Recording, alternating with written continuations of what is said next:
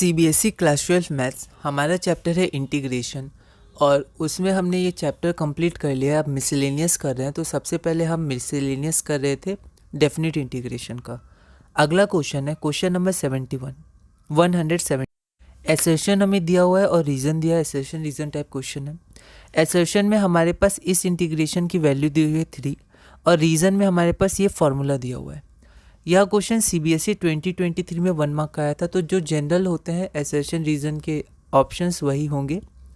तो एक बार आप इस क्वेश्चन को ट्राई करिए, फिर हम लोग इसे सॉल्व करते हैं।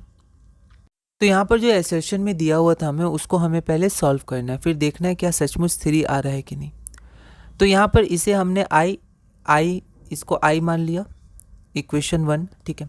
उसके बाद हम क्या फॉर्मूला लगाएंगे यहाँ पर, तो हम यहाँ पर प्रॉपर्टी यूज़ करेंगे fx is equal to F A plus B minus X, ठीक है।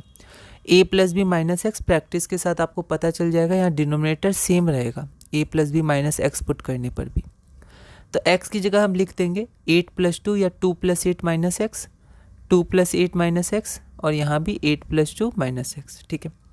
तो 10 माइनस एक्स, 10 कैंसिल हुआ तो रूट एक्स, और यहाँ आपका हो जाएगा 10 माइनस एक्स रूट में, और यहाँ हो जाएगा एक्स रूट में, ठीक है।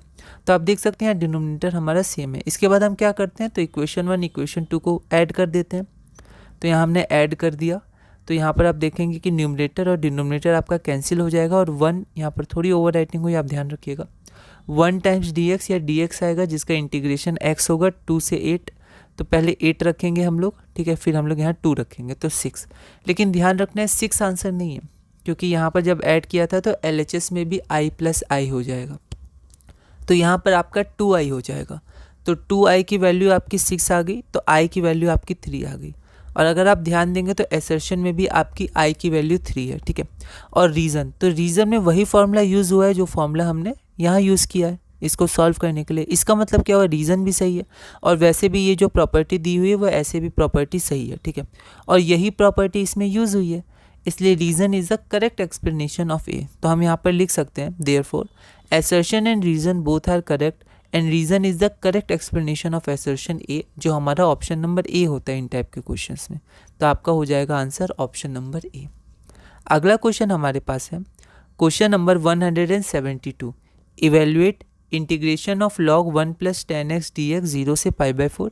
यह क्वेश्चन सीबीएसई 2023 में 3 मार्क्स का आया था। एक बार आप इस क्वेश्चन को ट्राई करिएगा, अगली वीडियो में हम इसे सॉल्व करेंगे।